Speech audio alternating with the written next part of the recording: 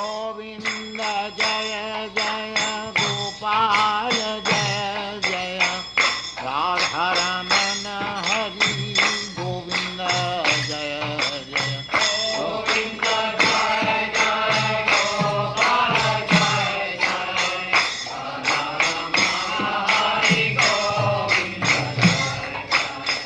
गोविंद जय जय गोपाल जय जय ओम नमो भगवते वासुदेवाय। ओम नमो भगवते वासुदेवाय। ग्रंथराज श्रीमद् भागवतम की।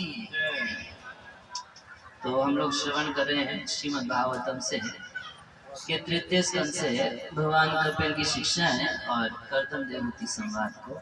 तो सबसे पहले आप लोगों से क्षमा चाहता हूँ देर से आने के लिए। कुछ यात्रा करने के कारण स्वास्थ्य खराब हो गया, इंडाइजेशन वगैरह हो गया, तो समय पे नहीं बैठ पाए। कल प्रयास करेंगे कि कथा समय से शुरू होगी। हम लोग 12 महीने घूमते रहते हैं, तो पानी बदलता है तो थोड़ा सा समस्या हो जाती है स्वास्थ्य में।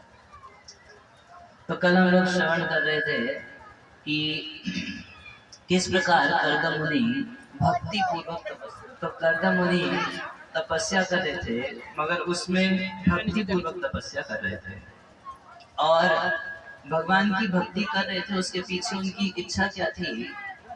उनकी इच्छा थी कि मुझे भगवान का दर्शन हो। सबसे पहली इच्छा ये थी कि भगवान का दर्शन होना चाहिए। देखिए, कोई तपस्या जो है वो क्रिया से अधिक उसके पीछे हमारा क्या इच्छा है उस पर निर्भर करती है, क्या फल प्राप्त होगा। तो तपस्या के पीछे क्या भाव है हमारा, किस इच्छा से तपस्या करी जा रही है, तो उस हिसाब से ही सफलता प्राप्त होती है। तो भगवान प्रकट हुए कर्दम मुनि के सामने। विन्यस्य चरणम भोज अंश देशे गरुत्मता दृष्टाखे अवस्थितम वक्षः श्रियम कौस्तुभ कंधरम। कैसे भगवान जो अपने कंठ में कौस्तुभ मणि धारण किए थे और गरुड़ जी के ऊपर बैठे हुए थे। जब कर्दम मुनि भगवान को देखे तो जाता हर्ष का, बहुत हर्ष हुआ उनको, बहुत आनंद महसूस किए और अपतत मूर्धना शितौ लब्धा मनोरथा, अपने मनोरथ को प्राप्त करके अपतत मूर्धना शितौ, जमीन पर एकदम लौट गए भगवान के सामने। कोई चिंता नहीं की कि हमारी ड्रेस खराब हो जाएगी, लोग देखेंगे तो क्या कहेंगे, कोई चिंता नहीं। जैसे भगवान को देखे तो हम कल सुने कि वो तो समाधि युक्त थे। भगवान को देख रहे हैं तो उनको अन्य चीजों का भाव नहीं था, केवल भगवत भाव था। तो अपत मुदना शितौ लगा मनोरथ, अपने मनोरथ को प्राप्त करके भगवान को इतना प्रसन्न हुए, लौट के भगवान को प्रणाम किए। और उसके बाद अब भगवान को देखे तो भगवान से कुछ बात भी करनी चाहिए, नहीं करनी चाहिए। कोई व्यक्ति बोलता है कि हमारे सपने में भगवान आए या हमने भगवान का दर्शन किया है। तो आप दर्शन किए भगवान का, तो कुछ बात भी तो किए होंगे उनसे, कुछ आप बोले होंगे, कुछ वो बोले होंगे। केवल देखे हैं तो ऐसा नहीं होता। जैसे अर्जुन कृष्ण से मिले तो कुछ अर्जुन बोले, कुछ कृष्ण बोले, है ना, तो फिर कुछ बोलेंगे भी। गिरवी तो अभिगणात प्रीति, जो कर्दम मुनि प्रीति स्वभाव आत्मा, जो एकदम प्रेम से लबालब भरा हुआ हृदय जिनका है, ऐसे कर्दम मुनि कृतांजलि, अपने हाथों को ऐसे करके कृतांजलि करके भगवान से कुछ बोले। क्या बोल रहे हैं? कह रहे जुष्टम बता दिया सत्व राशे संसिद्ध मोक्ष तब दर्शनान यद दर्शन जन भीड़ सद्धि आशास्त योगिनो रूढ़ योगा। कह रहे जुष्टम पतः मतलब आह, कितने आश्चर्य की बात है, कितने आश्चर्य की बात है कि अद्य अखिल सत्व राशि, जो भगवान अखिल सत्व गुण के राशि हैं, भगवान सत्व गुण के सरोवर के समान है, भगवान आनंद कंद है, रघुनंद आनंद कंद कौशल चंद दशरथ नंदन, वो आनंद के कुंड के समान है। ऐसे आनंद से भरे हुए ऐसे सत्वगुण से भरे हुए भगवान आज हमारे सामने, हमारी इन्हीं आंखों के सामने प्रकट हो गए। हम लोग कैसे हैं, तो भगवान कंप्लीटली सत्वगुण में, और हम लोगों में सत्वगुण का पूरा पूरा अभाव। रजोगुण है वो ज्यादातर तो तमोगुण है, ज्यादातर लोग तमोगुण में रहते हैं। तो हम लोग क्या हो गए, तमोगुण के कुंड हो गए, और भगवान सत्वगुण से भरे, सत्व राशि, आनंद की राशि है। और हम कैसे हैं, हम लोग तो निरानंद बने। कोई व्यक्ति हमारे साथ 2-3 घंटे बैठ जाए तो बोर हो जाता है। विवाह करते हैं 6 महीने 1 साल में बोर हो जाते हैं।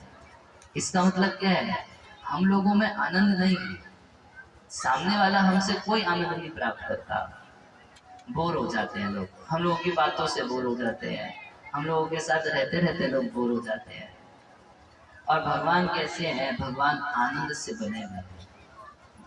जब भजन गाना था कि नंद महाराज के लड़का हुआ, तो ऐसा नहीं गा रहे कि नंद के लाला जय हो, नंद के कन्हैया जय हो। क्या गीत गाते हैं, नंद के आनंद भजन। नंद के कौन हुआ, स्वयं आनंद ही हो गए हैं नंद महाराज के। तो कह रहे हैं कितना आश्चर्य की बात है। जुष्टम बताते हो अखिल सत्व राशि, समस्त सत्वगुण की राशि जो है भगवान, आज हमारे सामने प्रकट हो गए। संसिद्ध्यम अक्ष्णो तब दर्शनात्म।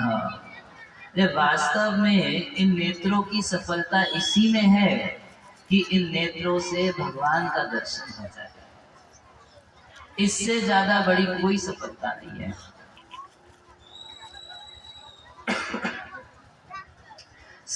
संसिद्ध्यम अक्ष्णो तब दर्शनात्म। सबसे बड़ी सिद्धि यह है कि इन नेत्रों से भगवान का दर्शन हो जाए। रुक्मणी देवी भगवान श्री कृष्ण को पत्र लिखती हैं, तो लिख रही है, श्रुत्वा गुणान् भुवन सुंदर श्रृण्वतां ते निर्विश्य कर्णविरो हरतोऽङ्गतापम् रूपम दृशाम दृश्यवताम अखिलार्थ लाभम तो अच्युता विशति चित्त पत्रपम में कह रही है कि श्रुत्वा गुणान् भुवन सुंदर श्रृण्वतां ते, हे कृष्ण, कोई यदि आपके गुणों को सुन ले, निर्विश्य कर्ण विवरे, ये कानों के माध्यम से आपके गुण जाते हैं। कहाँ चले जाते हैं, कानों के माध्यम से हृदय में चले जाते हैं।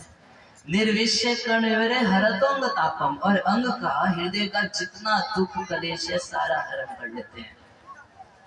चोर है ना भगवान, भगवान इतने बड़े चोर हैं कि उनका कोई नाम ले ले उसके सारे पाप चोरी कर लेते हैं। हमने जन्म जन्मांतर से पाप इकट्ठे करके रखे, कितना बैंक अकाउंट हम इकट्ठा करके रखे, गिन के रखते हैं। कोई बोले कि छोड़ दो ना, नहीं छोड़ेंगे। साधु संता के बोले छोड़ दे, शास्त्र बोले छोड़ दे, माता पिता बोले छोड़ दो, तो किसी तरीके से कोई छोड़ना नहीं चाहता। और भगवान का नाम, भगवान ऐसे चोर है, ऐसे चोर है कि जैसे ही कोई व्यक्ति भगवान का नाम ले लेता है उसके सारे पाप चुरा लेते हैं। कोई भगवान के गुणों को सुन लेता है तो उसके हृदय के सारे दुख चुरा लेते हैं, सारा संकट उसका चुरा लेते हैं, और उसका हृदय ही चुरा लेते हैं। हरि नाम अनेकों अर्थ दुई मुख्य तम, सर्व अमंगल हरे प्रेम दिया हरे।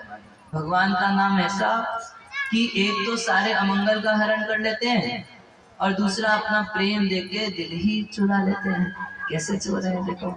तो कह रही है, श्रुत्वा गुणान् भुवन सुंदर श्रृण्वतां ते निर्विश्य कर्ण विवरे हरतोऽङ्गतापम्। एक बार कान के माध्यम से इधर हृदय में पहुंचे भगवान के गुण, तो हृदय की सारी जलन, सारा जो हमारे मन में चल रहा है, ये अभाव है मेरे जीवन में, ये कमी रह गई, ये कमी रह गई, सारी कमी पूरी हो जाती है।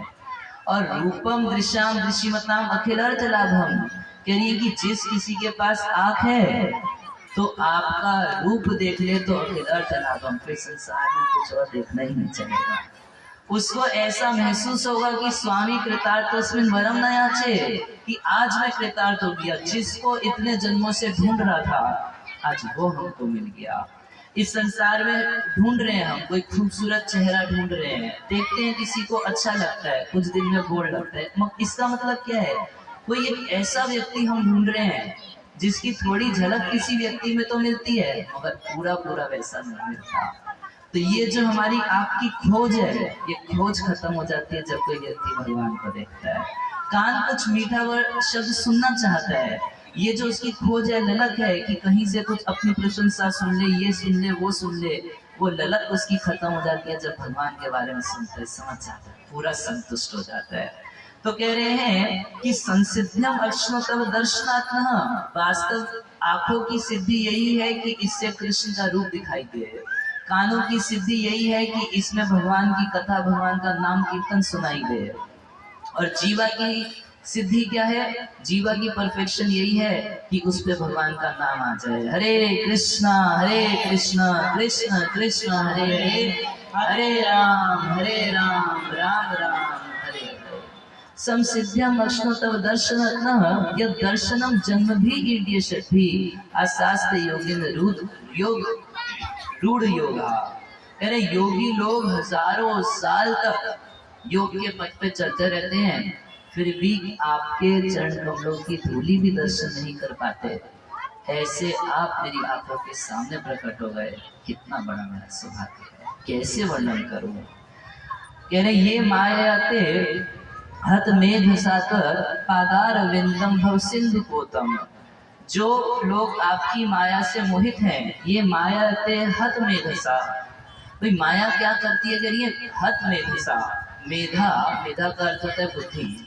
ये माया देहत मेधसा तवर, कह रहे कि आपकी माया से, हे भगवान, आपकी माया से मोहित होके व्यक्ति की बुद्धि हर ली जाती है। बुद्धि हर ली जाती है, इसका ये मतलब है कि जो वास्तविक वस्तु हमारा हित करेगी उस पे हमारा ध्यान नहीं रहता, और जो वस्तु हमारा हित नहीं करेगी उसमें मन खूब फंसा रहता है।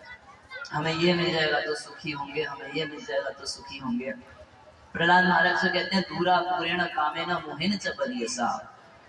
ऐसी कामनाएं हमारे मन में रहती है, और दूरा पुरेणी मतलब बस ऐसा लगता है बस थोड़ा सा आगे जाएंगे तो हमारी कामना पूरी हो जाएगी।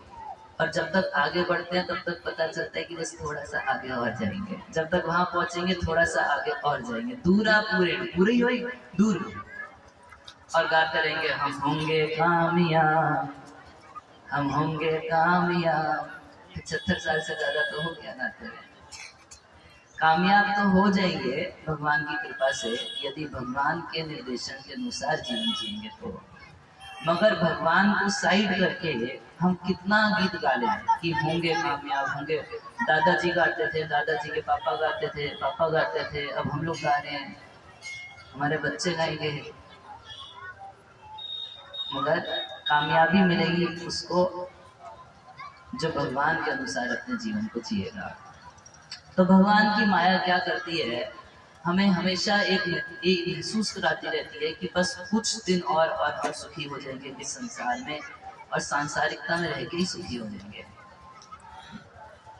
तो कह रहे हैं ये माया तेहत मेघा साकर पादार विंद भव सिंधु पोतम।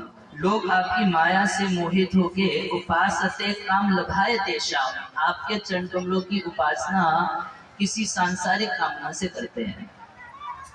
कैसे? आप पादार विंदम भव सिंधु पोतम, आपके ऐसे चरण कमल जिनका आश्रय लेने से भव सागर ही पार हो जाता है। अब भव सागर पार करने की इच्छा ना करके हम संसार में छोटी छोटी इच्छा करते हैं, नौकरी लग जाए, सुंदर बीवी मिल जाए, ये हो जाए, वो हो जाए, बस इतना चाहते हैं। यही है भगवान की माया। पादार विंद भव सिंधु पोतम, भगवान के चरण कमल ऐसी नौका है, ऐसी नाव है जो ये संसार समुद्र पार करा देता है। संसार समुद्र कहने का मतलब है जो अथाह है, जिसका कोई आदि नहीं, अंत नहीं। समुद्र अब गए हैं, कोई समुद्र देखे हैं कितना लंबा चौड़ा होता है, आपको लगेगा इसका अंत ही नहीं है। तो ऐसे ही ये भवसागर है, इससे पार करना आसान नहीं है। मगर जो व्यक्ति भगवान के चरण कमलों की शरण ले लेता है तो भगवान उसके इस संसार सागर को सुखा के छोटा सा कर देते हैं। एक ऐसी नाव है, इस संसार की कोई नाव समुद्र में जाएगी तो समुद्र को पार करना पड़ेगा, और भगवान के चरण कमल एक विचित्र नाव है। ऐसा शिप है कि समुद्र में रख दीजिए तो समुद्र ही छोटा सा हो जाता है। गरल सुधारे को करही मिताई, और गोपद सिंधु अनल से फैलाई।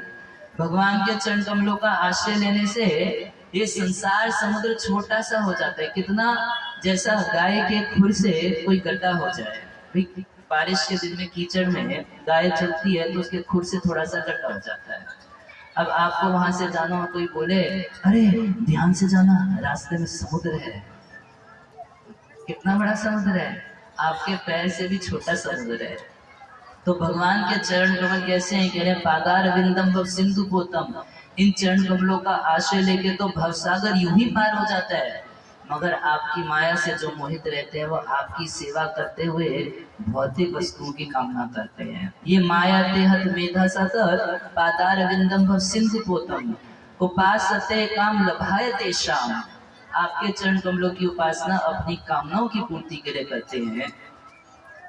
आशीष काम निरपी यस्यु, और कैसी कामना है, कह रहे हैं जो नरक में भी मिल जाती है। लोग क्या चाहते हैं, भगवान की पूजा करते हैं और थोड़ा लड्डू खाना चाहते हैं, लड्डू पेड़े का सुख चाहिए। अच्छा, आप सोचते हैं कि आपको लड्डू बहुत अच्छा लगता है, ठीक है, तो आपको क्या लगता है कि कुत्ते को उसकी फेवरेट डिश कभी नहीं मिलती क्या? सुअर को उसका फेवरेट भोजन नहीं मिलता?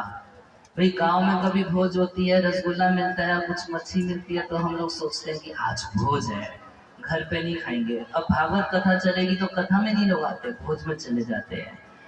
और क्या सुअर के शरीर में नहीं मिलता? एक सुअर जो है उसके आगे आप कभी रसगुल्ला या गुलाब जामुन रखिए, ये क्या ले आया, नहीं अच्छा लगेगा।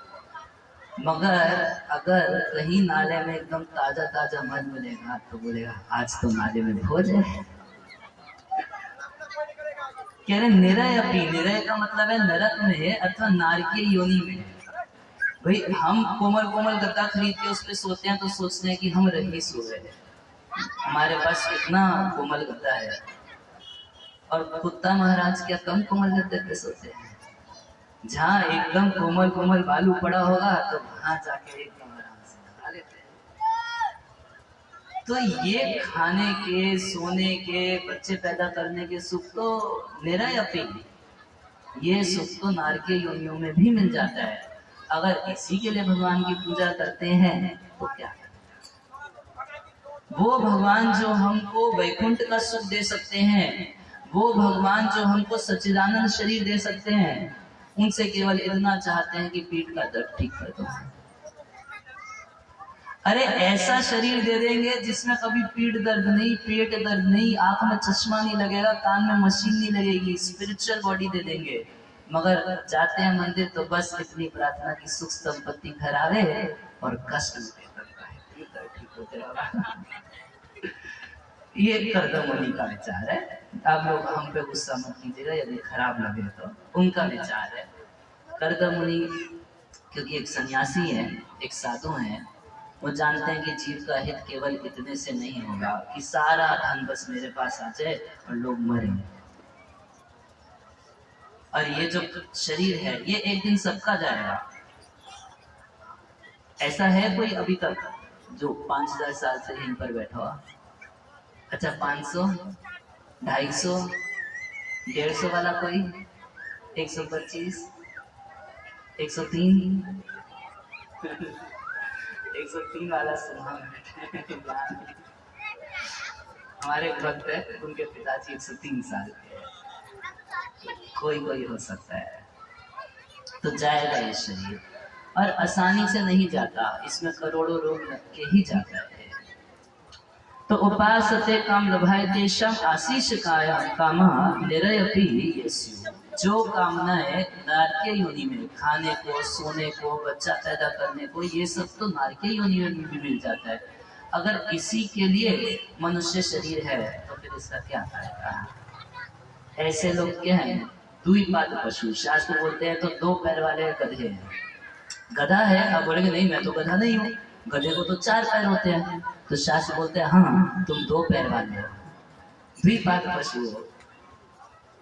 मनुष्य शरीर मिला आपको, मर्सिडीज बेंज गाड़ी मिल गई और आप उसको 20 की स्पीड पे चलाते हो ठेले की तरह। ये मनुष्य शरीर प्राप्त हुआ, और फिर भी केवल अगर हम कुत्ते बिल्ली की तरह जीवन जिए जिसमें आध्यात्मिकता से हमें कोई संबंध नहीं, तो इसको शास्त्र बोलते हैं कि 2 पैर वाला गधा है। तो कर्दम मुनि ये विचार रहे हैं, कह रहे हैं आपकी माया से मोहित होके लोग आपसे सांसारिक वस्तु ही चाहते हैं। एक बार की बात है, एक छोटा बच्चा था जिसका नाम था ध्रुव। उसके पिता महाराज उत्तानपाद की गोद में उसका सौतेला भाई उत्तम बैठा था। तो बच्चे था, उसकी भी इच्छा हुई हम भी पिता की गोद में बैठेंगे। तो पिताजी को बिठाया नहीं, पिताजी बिठाया नहीं, स्वागत नहीं किया, ऊपर उठा के बिठाया, कुछ नहीं किया। तब तक उसकी सौतेली माँ बोली कि देखो बेटा, तुम ना रानी के पुत्र नहीं हो, तुम दासी के पुत्र हो। वो बड़ी रानी के पुत्र थे, मगर देख ली कि हमारे पति हम ही को ज्यादा प्यार करते हैं दूसरी से, तुम तो दासी के पुत्र हो। अगर तुम राजा की गोद में बैठना चाहते हो तो चले जाओ, भगवान के लिए तपस्या करो, और अगले जन्म में मेरी कोख से जन्म लोगे, तब तुम राजा की गोद पे। मतलब कहने का क्या है कि जंगल जा, मरना मत जा। तो ध्रुव महाराज बहुत दुखी हुए और नारद जी के आदेश से मधुवन में जाके, वृंदावन में जाके बहुत कठोर तपस्या किए। 6 महीने जब तपस्या किए, इनका हृदय इतना शुद्ध हो गया। पहले क्या इच्छा थी? पहले इच्छा थी कि मुझे संसार का सबसे बड़ा राजा बनना है। अच्छा, नारद जी रास्ते में मेरे मिले, बोले कि ध्रुव देखो थोड़ा संतुष्ट रहने से। बोले ना, बोले मैं तुम्हारे पिता से मिलवा देता हूँ, मैं उनका भी गुरु हूँ, उनको बोलूंगा राज्य तुमको दे दे। बोले ना, पिता का राज्य नहीं चाहिए। बोले अब हमको पिता का राज्य नहीं चाहिए, दादा का राज्य नहीं चाहिए, दादा के पिता का राज्य नहीं चाहिए, ब्रह्मा जी से भी ऊंचा राज्य अब हम चाहते हैं। और अगर नारद जी आप सोचो कि कुछ आशीर्वाद देके हमको देना चाहिए, तो वो भी नहीं चाहिए। स्वयं भगवान से मीटिंग करूंगा, भगवान से लूंगा। तो नारद जी को उपदेश दिए, मधुवन जाके भगवान की भक्ति किए, और मात्र 6 महीने में भगवान प्रकट हो गए। तो ध्रुव महाराज की इच्छा क्या थी कि हमको बहुत ऊंचा राज्य चाहिए। मगर जब भगवान को देखे अपने सामने हैं, तो कह रहे हैं स्थान अभिलाषी तपसी स्थितो हम त्वाम प्राप्तवान मुनि देव गुह्यम। कह रहे कि मैं तो स्थान का अभिलाषी था, इस संसार का सबसे उत्कृष्ट स्थान, सबसे बड़ा पोस्ट मेरे को चाहिए था। और तपस्वी से तो हम कुछ चाहिए संसार में, तो बहुत मेहनत करनी पड़ेगी, रात रात भर जागना तो पड़ेगा अगर तुमको कोई पढ़ाई लिखाई इंटरव्यू पास करना तो बहुत तपस्या कर रहा था। और तो हम प्राप्तवान, मैं आपको पा गया। तो भगवान बोले तुमको तो घाटा लग गया ना, तुम एक ऊंचा स्थान चाहते थे और एक मैं मिल गया तुमको। कह रहे त्वाम प्राप्तवान मुनि देव गुह्यम, आप देवताओं को सुलभ नहीं है, मुनियों को सुलभ नहीं है, आप मेरे को मिल गए। आप रत्न मुझको मिल गए, काचम विचिन्नपि दिव्य रत्नम, मैं तो एक कांच का टुकड़ा ढूंढ रहा था, आप हीरा मुझको मिल गए। स्वामी कृतार्थोस्मिन् वरम न याचे, हे स्वामी आज मैं कृतार्थ हो गया, अब मैं आपसे कुछ भी नहीं चाहता हूँ। तो वास्तविक लाभ क्या है? वास्तविक लाभ है यदि कोई व्यक्ति जीवन में भगवान को पा जाए, तो ये सबसे बड़ा लाभ है। बाकी चीजें तो नारकीय योनि में भी प्राप्त हो जाती है। तो कर्दम मुनि कह रहे हैं कि केवल कोई सांसारिक वस्तु के लिए आपका भजन किया जाए तो वो ज्यादा बुद्धिमानी की चीज नहीं है।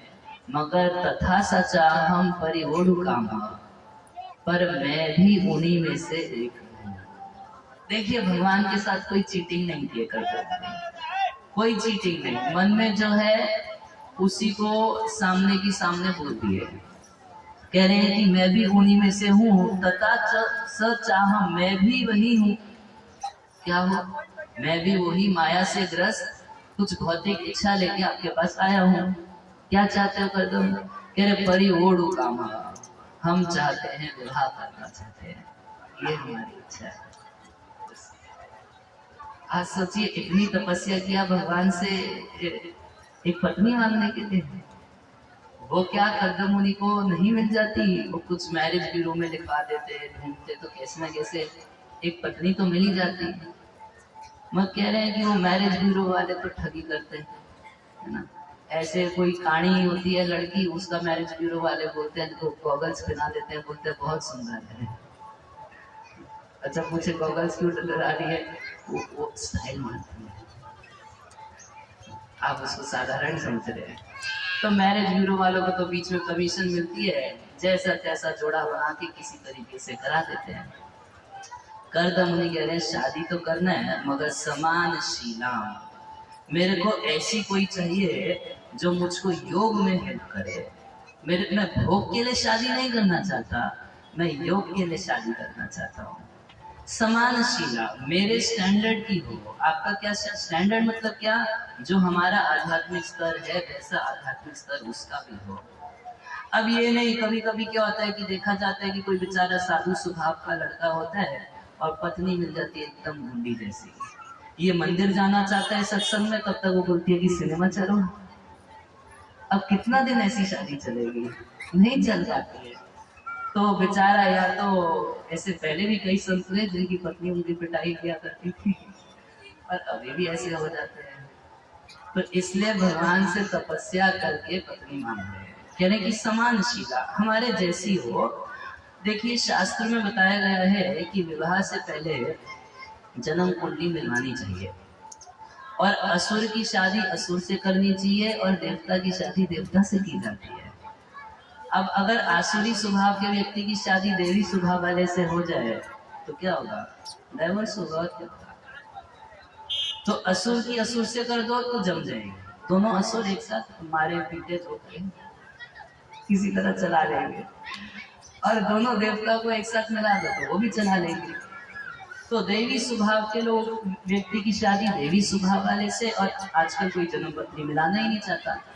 आजकल लोग सोचते हैं कि ये तो सब हॉरोस्कोप मिलाना बैकवर्ड लोगों का काम है।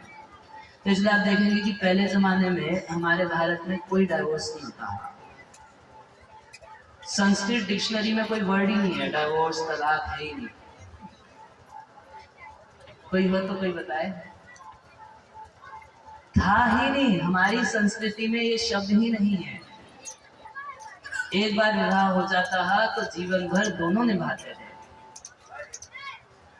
मगर आज बड़े दुख की बात है कि हम लोग इतने विदेशी बन गए हैं कि भारत में 18% डाइवोर्स रेट है, यानी कि हर 5 शादी में से 1 शादी टूट जाती है भारत में। और अब सरकार की इच्छा है कि लोग बिना शादी के ही रह जाएं, तो बहुत बढ़िया। प्रभुपाद जी जब भारत में प्रचार करते थे तो काफी लोगों को बोला करते थे, तुम्हारे 4 लड़के उसमें से 2 हमको दे दो, साधु बनेंगे, भगवान का प्रचार करेंगे, 2 तुम रख लो अपनी सेवा के लिए। तो कई जगह बोला करते थे कि विवाह नहीं करना चाहिए, माया में व्यक्ति फंस जाता है। जब प्रभुपाद जी विदेश गए तो प्रभुपाद जी बोले, मैंने अपने प्रवचन में थोड़ा सा चेंज किया। मैं लोगों को बोलता हूँ, भाई कुत्ते बिल्ली की तरह मत रहो, शादी कर लो। उन लोगों को शादी से कोई लेना देना ही नहीं है। प्रभुपाद जी कहते थे कि एक तरीके से, एक वैदिक रीति से विवाहित जीवन जियो, एक कुत्ते बिल्ली की तरह। कभी एक लड़का एक लड़की के साथ रह रहे, फिर दूसरे के साथ कॉन्ट्रैक्ट मैरिज कर ली, 3 साल साथ रहेंगे, फिर उसके बाद 3 साल दूसरे के साथ रहेंगे, फिर 3 साल तीसरे के साथ रहेंगे, और सरकार का पैसा बर्बाद होता रहता है। कितने देशों में 250-300 करोड़ डॉलर उन माओं के ऊपर खर्च होता है जिनके बच्चों के पिता नहीं है, मतलब साथ नहीं होते। क्या करे बेचारी सरकार, उन सब का पालन पोषण तो करना पड़ेगा। 250 करोड़ डॉलर। तो हमारी वैदिक संस्कृति में तो ये सब चीज थी नहीं, इसलिए कोई तलाक भी नहीं होता। इसलिए कह रहे समानशीला, हमको एकदम अपने समानशील वाली योग वाली पत्नी चाहिए। और गृही मेध धेनु, पत्नी कैसी होती है? तो कह रहे हैं कि गृही मेधी के लिए धेनु एक गाय के समान है। मतलब उसकी सभी कामनाएं, धर्म की कामना, अर्थ की कामना, काम की कामना, सब कुछ पूरी होती है विवाहित जीवन में। उपेयवान मूलम अशेष मूलम, कह रहे मैं आपके चरण कमलों के पास बस इतनी ही कामना लेके आया हूँ।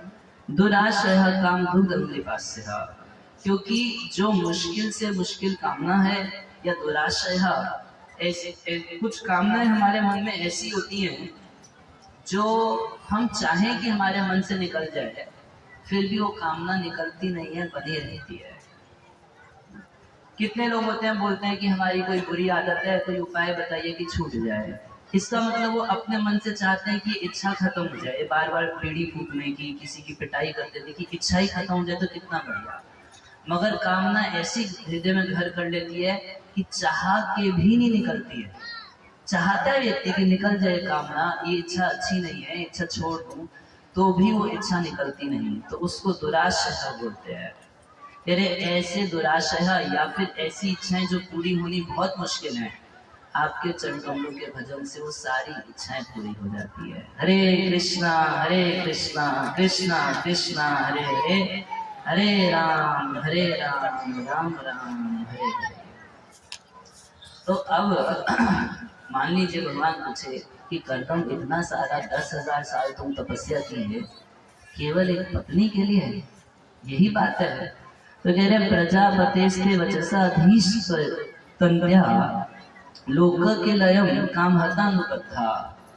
कह रहे कि हे प्रजापति, प्रजा की सृष्टि का भार वास्तव में भगवान के ऊपर है, भगवान की ही इच्छा से सारी प्रजा होती है। कह रहे आपका जो वचसा, आपकी जो वाणी है, आपका जो आदेश है, उसकी अवहेलना, उसका उल्लंघन कोई नहीं कर सकता। आपने आदेश दिया ब्रह्मा जी को सृष्टि करने के लिए, ब्रह्मा जी ने आदेश मेरे को दिया कि सृष्टि आगे बढ़ाओ।